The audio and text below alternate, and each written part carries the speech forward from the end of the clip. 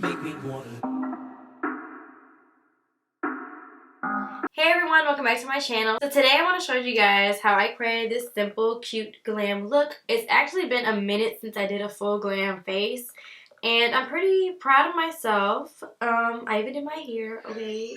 And y'all know I don't really do my hair like that. So today I went ahead and decided to play around with my Huda Beauty palette. So yeah, Valentine's Day is coming up, and I was bored, so I was like, let me create a little look, try to do something.